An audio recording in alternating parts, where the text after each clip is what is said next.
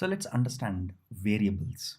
So as just like in any other language, a variable is basically a location in memory where a value is stored. I'll show you I'll show you some examples of it. And what are variable names? As we just saw, variable names also follow the same rules of writing identifiers. For example, the moment I say a equals to 10, what's actually happening? And of course, I assign a value to a variable. Here a is a variable, and 10 is the value that I give to this variable. So internally what's happening is in your RAM or in your main memory, you're going to get a memory location with value 10 stored in it, right? And the rules for, okay, for example, in this case, the rules for writing variable names, as we just saw a while ago when we were learning about identifiers, is any identifier name is okay for a variable name, right? It's just the same rules. For example, if I just go here and so I can't do this. So if I do this and run this, I get an error, right? I can't start it with a numeric character.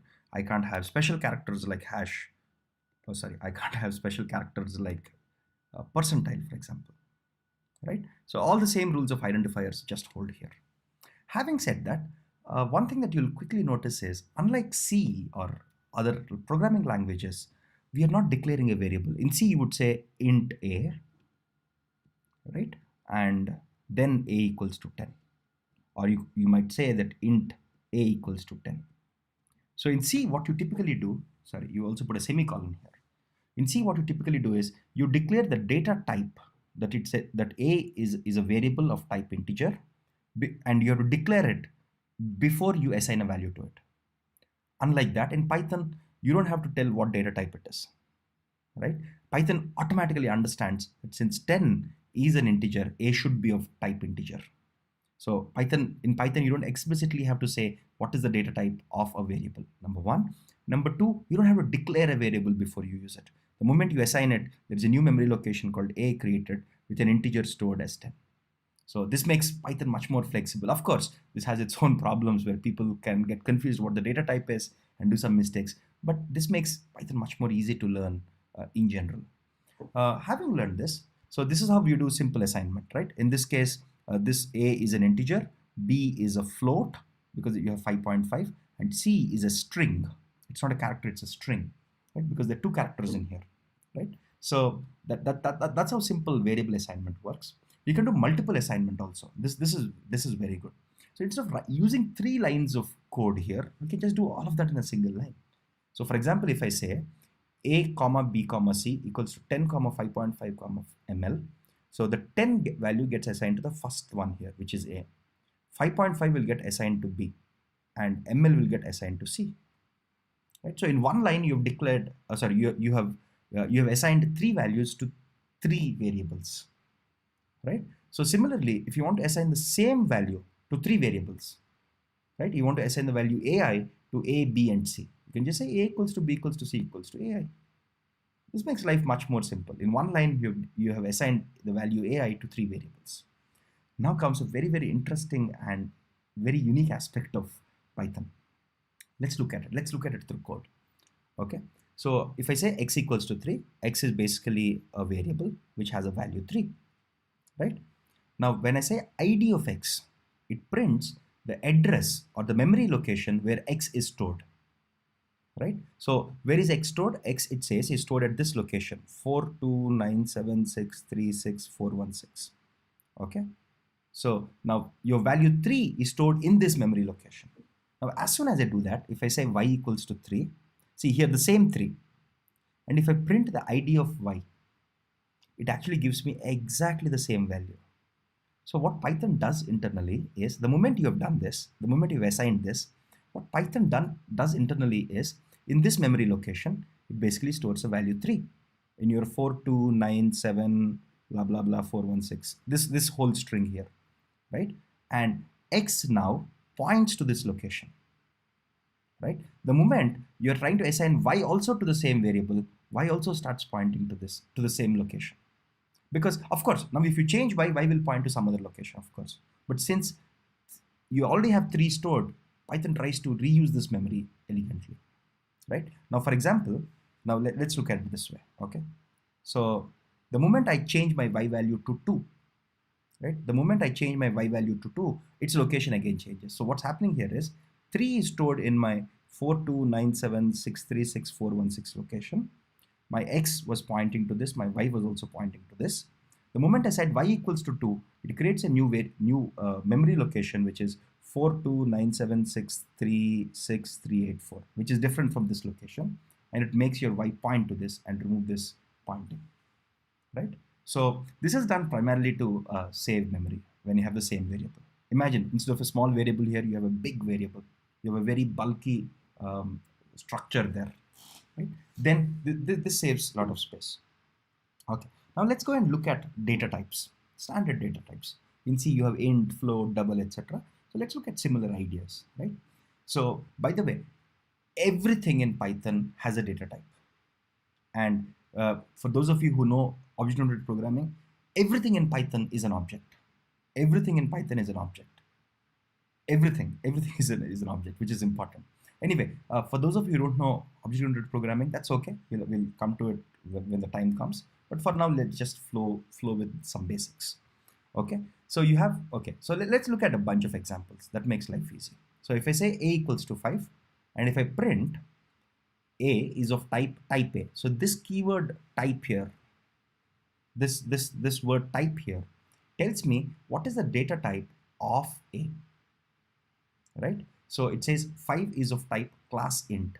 So it's not saying it's of type int, because since everything is an object and Python is an object-oriented programming language, it says your 5 belongs to a class int. Or in other words, if you don't know object-oriented programming, it says it belongs to integer type. All right. Similarly, if I say a equals to 2.5, here I'm not saying that the data type of a equals to float or anything. It automatically understands based on the type of variable, so type of value that I'm assigning to a. So if I say the type of a now, I get class float.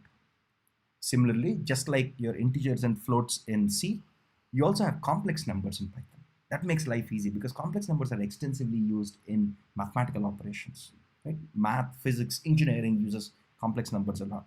So if I declare a equals to 1 plus 2j, which means I'm assigning, this is a complex number, right?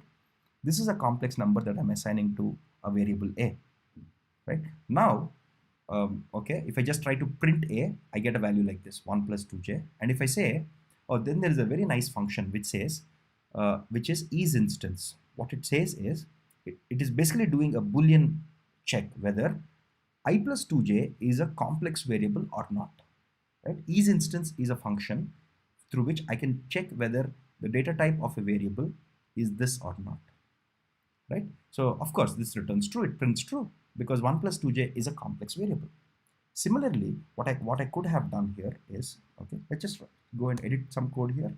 If I said print type of a here, okay, so you would get my output as class complex, right? So the type of A is complex, and that's what we just checked right now, right? So that's a very simple use case of isInstance, which checks what is the data type of a given variable. Now let's go and understand some other very simple data types. One of them is called Boolean. So if I say A equals to true, so you have two Boolean variables, true and false. And by the way, both of them are keywords, true and false, with a capital T and a capital F. So if I say A equals to true, and if I print type of A, I get bool. So bool is basically a Boolean data type here. That's what it means, right? So now let's go down and understand strings, right? A string is nothing but a sequence of Unicode characters, not ASCII characters, Unicode characters, right? Which means it can store special characters, it can store it can store non-English characters. So strings in Python can store non-English characters, okay? Because Unicode is a much larger collection of characters, much larger than your ASCII. Those of you who don't know what Unicode is, it's okay, don't panic. You'll understand it eventually. Okay, so, okay, how do we represent a string? We can represent it using either a single quote or a double quote. For example, let's take this. So I said S equals to this is online AI course, and if I say print S, okay, let's just run this. Okay, I got this is online course, but what if I just say this, single quotes? Okay, it still works. Now if I say type of S, if we just say type of S, right? I get class str, which stands for string. So you can use either single quote. So for example, if I change this to double quotes, right? If I change this to double quotes, it's still string. And if I want multi-line strings, for example, if I want a string like this, right? So for example, s equals to ding ding, sorry. If I have a string which is multi-line, I can basically, so for example, if this string is multi-line, because this string spans 2 lines, right? So let me just show that to you. This string here, this is online with a backslash n here going to the next line. Of course, this is spanning 2 lines, right? So when strings span more than 1 line, you can use your triple quotes here, triple double quotes, or triple. You need to see 3 of them here, 1, 2, 3, surrounding them, and it'll still work. So let's just see what happens. So first, let's print s here. Okay. So when I print s here, I get my multi-line string here. And what is the type of s? Type of s will be just string. That's what I'm guessing. I hope that's true. Just a string. Instead of your 3 double quotes, I could have used 3 single quotes, right? Just let me make that small edit. Okay, and everything still holds, right? So a string here is basically a sequence of characters. You can have letters, strings, special characters, non-English characters, everything. And you can index. For example, suppose this is my string. If I say print s of 0, right? So again, in Python, everything is indexed with 0. So let me just show you an example. Let me just scroll up a little. Okay. So here, this is at index 0, t is at index 0, h is at index 1, I is at index 2, s is at index 4, the space is at index 5, so on and so forth. Just like in C, your strings are indexed, your indices for a string start with 0. So if I say print s0, right? If I just say print s0, I get capital T. If I say print s3, right? So print s3 gives me, because this is 0, 1, 2, the small s is there. Now the question is, how do you print the last character? There's a very nice hack here in Python. So you can just say -1. -1 basically means that you're going from back to front, right? So -1 gives me small e. What about -2? Let's just check that. -2 gives me s. So in Python, just the way everything starts with 0 here. This is 0, this is 1, this is 2, this is 3, this is -1, this is -2, and so on and so forth. You can also find the last element using a different way of doing it. So what I can say, instead of -1, -2, I can basically say, okay, I can basically say length of s -1. Okay, let's see what happens here. Okay, length of s basically is your whole length of the string. -1 basically here means your last character, right? So you can either use -1, suppose here, length of s basically tells me what is the length of s, right? So length of s basically tells me what is the length, and when I say -1, it refers to the last character here, which is e. Okay, but I prefer using this -1 notation here because it's much easier, because I always know what is the, if I want the last character, I'll just say -1. If I want the last but one character, I'll just say -2, and so on and so forth. There's another part, which is you can slice a string. Suppose if this is the string that I have, let's go look at a small example, small code snippet for that. Suppose this is my string. We do know that this is 0, 1, 2, 3, 4, and this is 5, right? So if I say string, okay, since I'm here, okay, so if I say 5 colon, it means print everything from 5 onwards, right? So this is an interesting notation. So what it says is, I want s, in the string s, I want everything from the 5th value, from index 5 to, the semicolon there basically means 2. So this can be read as, okay, from index 5 to everything else, to end, to the end, because you haven't put any number here, right? So if I run this code, if I run this small snippet, what it gives me is an online course. Of course, I have the \n because there is a new line here, because it's a multi-line character, right? So what if I say 5 to 10? Let's see what happens. Then it gives me the 5th character to the 10th character, which is from here to this. Okay, this is my 5, this is my 6, 7, 8, 9. It doesn't print the 10th character. Here it's not printing the 10th character, remember, because the 10th character is L, is the small l. It's not printing the 10th character. It's printing from the 5th character to the 9th character, the last but one. Okay, so this is how you slice a string. Basically, given a string, you're going to cut it and say, this is the part I want. This is like, think of it like substrings. Those of you who have used substrings in the past. There are other very, very interesting data types in Python, which you don't find in C and C++ by default. So you have something called a list. Okay, so let's understand what a list is. List is basically like your array, to put it very bluntly. Of course, list is far more flexible and powerful. But imagine, unlike your arrays, you can have multiple data types in a list. Okay, that's the most important thing. For example, here I'm declaring I'm declaring a list here as follows. Variable A is a list, and how do you write a list? You write it with your square brackets around it. And if this list has 3 elements, the first element, indexing again with 0, is 10. The second element is 20.5, and the third element is hello. Okay, again, indices start with 0 in Python in most cases. Okay, even in list here, if I say print A1, now this is how I define a list, right?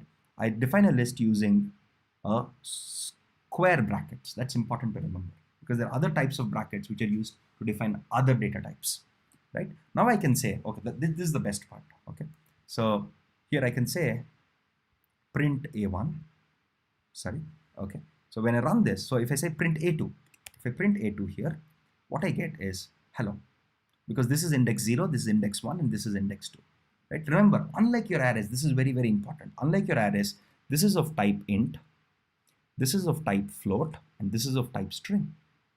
So a list can have objects of any data type, doesn't matter. And another important thing is you can modify an element in a list. If you can modify an element in any data type, it's called a mutable data type. Those of you who have studied principles of programming language would recognize this term, mutable. Mutable basically means changeable, right?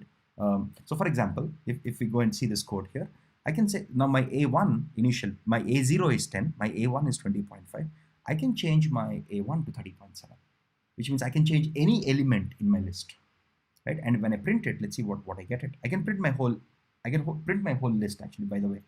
I don't have to print only an element. If I just say print A, your print command knows that it's a list and will print it like a list, right? So even though we have this 1, 2, 0, 1, 2, I change the first element from 20.5 to 30.7, and that's what gets printed.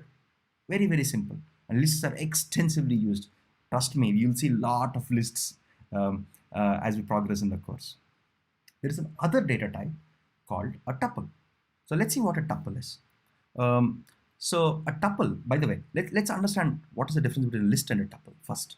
A tuple is declared with the small braces, with parentheses, right? These are called parentheses, right?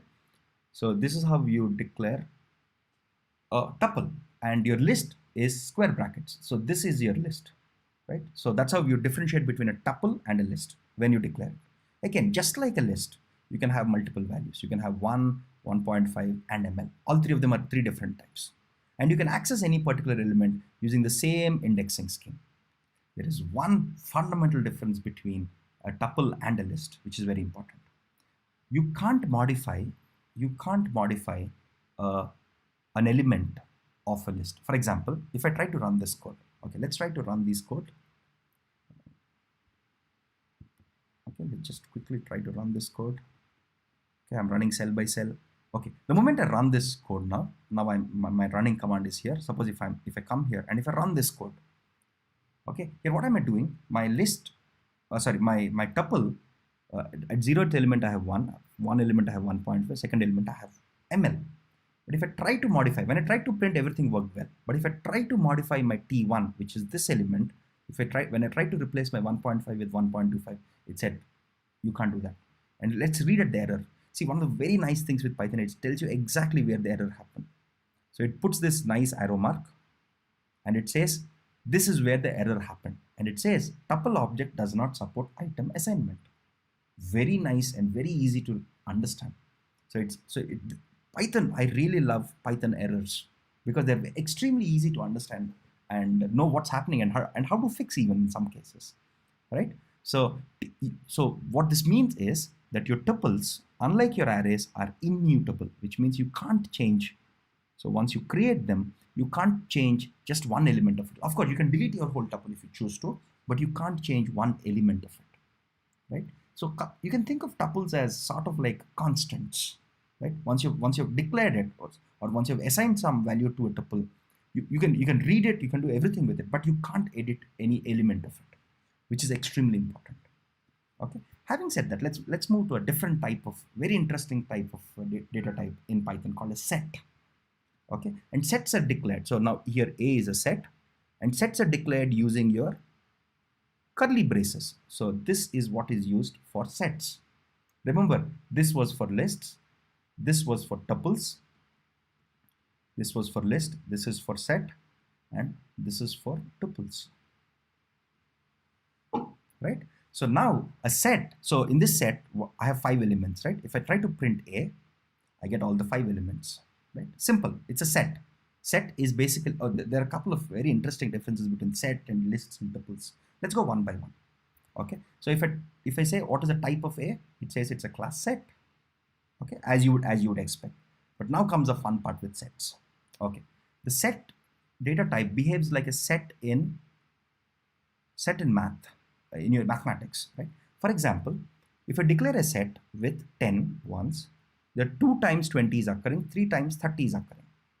But for a set, I don't care whether how many ever times a value repeats. If you try to print s, it actually stores 10, 20, and 30.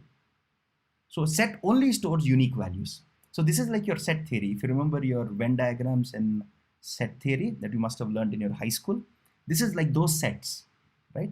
And it's very useful when you want to do operations like set union. Suppose A is a set, B is a set. If you want to do the union or if you want to do the intersection of these sets, this is what a set is extremely useful for. Now comes the other interesting aspect of a set. Set is a unordered collection of items, which means if you try to print S1, it says, no, doesn't work. It gives you an error. So it says, so again, it tells you where the error is. That's the best part, as I told you about Python. And it says, set object does not support indexing. So it doesn't let you go to one element in a set. This is very, very important because set is an unordered collection of objects. It's not ordered. And hence you can't go to the first element. Even though these three look ordered here, this is not that, it's not that this is 0th element, this is first. No, that's untrue. How they're stored in memory. So which means you can't access it like this, right? How they're stored in memory is how the sets are implemented, right? You can't access a particular element in a set because it's an unordered collection of objects. Because that's what the set theory definition of a set is. A set in mathematics is basically a collection of objects which are unique and which are unordered, which means there is no ordering between them. Okay, having said that, let's go to a very interesting type of data structure in Python called a dictionary. Again, trust me, we will use dictionaries a lot in Python. Okay, so let's understand what a dictionary is.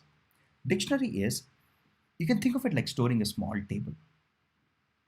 Okay, a small table with 2 columns.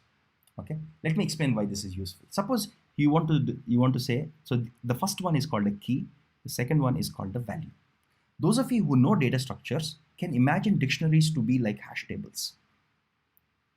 Those of you who know what a hash table is, who have studied this in your algorithms course or data structures course, right? So if you don't know what a hash table is, don't worry. I'll just quickly give you a more simplified version of what a hash table is without going through all the mathematics and algorithmic details of hash table. So you can think of dictionary as a key value store. So the first one is called a key, the second one is called a value.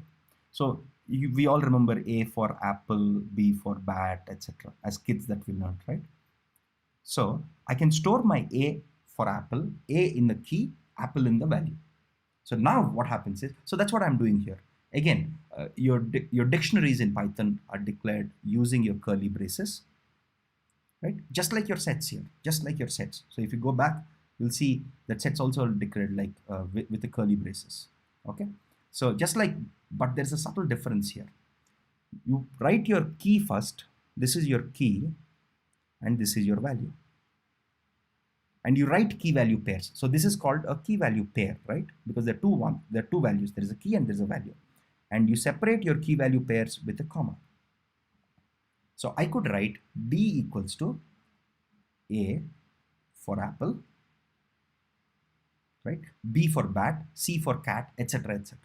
And now here comes the best part. So I told you that internally, in a very simplified form, it's stored like this. You have your key and you have your value. A for apple, right?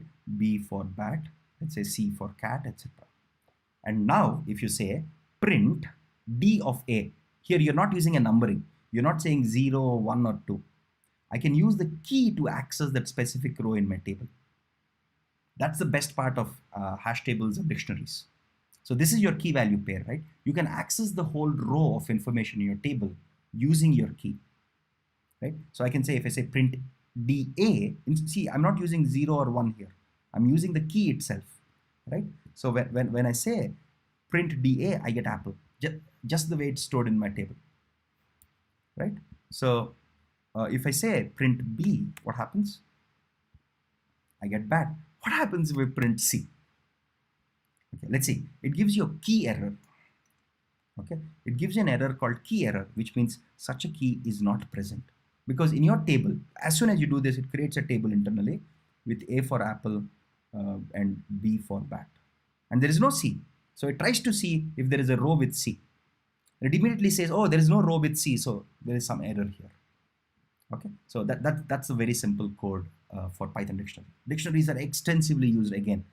We will see them being used in a lot of places, not just in traditional Python programming, but also in data science. So lists, tuples, sets, and dictionaries are extremely useful in machine learning and data science in general. Trust me, we'll see them over and over again, probably hundreds of times through this course.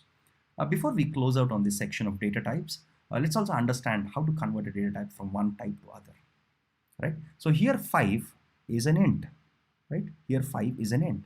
So if I say float of 5, it basically converts it into a float. So the float method, right, converts my integer to float. Similarly, if I have 100.5, this is float, right? This is a float data type. If I use the function int here, it will convert that into integer. Similarly, here my 20 is an integer. If I say str, it converts this integer into a string. See, if you look at it, you have the single quotes around it, right? So you can do simple conversion from one type to other type very easily. But here comes a very interesting boundary case. So what happens when I say convert my small word here, which is 10p into int? How do you convert 10p into int? You can't do that, right? So it immediately gives you a value error and says invalid literal, which means your p is not allowed here. That's why it's called an invalid literal.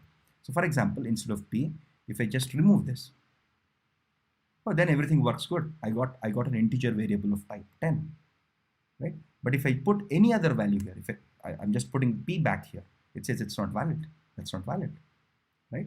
Now comes, so let's write a very interesting print command here. Oh, by the way, Satish is one of our engineers who has helped me create these notebooks. Thanks to him, just like every other person in our team. So let's assume I have a string user. So let's look at it here. Let's see why this is useful.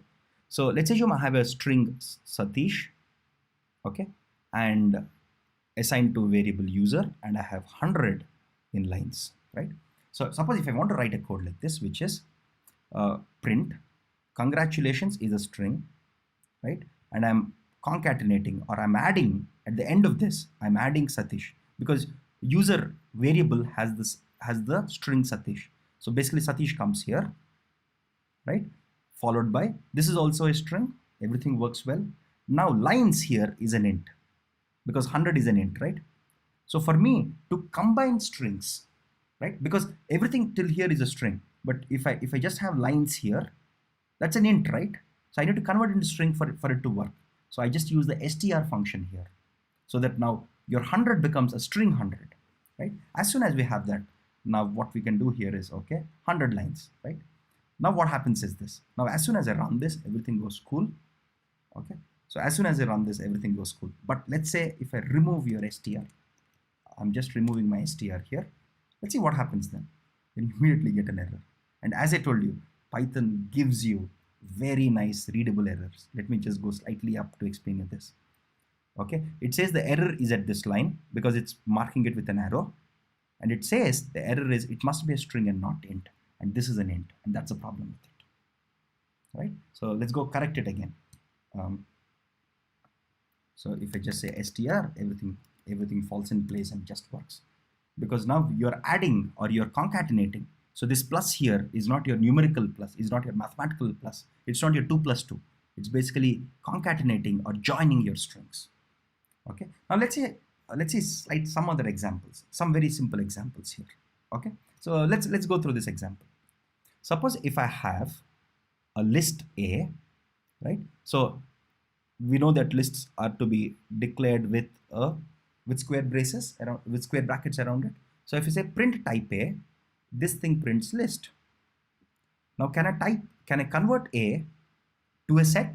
Yes, I can use the set function here, right? If I say set A, your S is now of type set, because if I print type of S, I get set here, right? So we can go from not just basic data types like int and float. You can convert your more complex data types like lists into sets and other formats.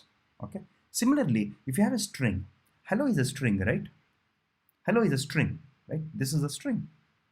Now, if I say list of hello, it immediately gets converted into a list where each character becomes an element in your list, right? So this is one way to break up a string into its component characters. Okay, with this, we have understood some of the basics of what data types exist, not necessarily only the simple ones like int, float, and bool. We also understood lists, sets, and dictionaries. Very, very useful data types, as we will see throughout this course.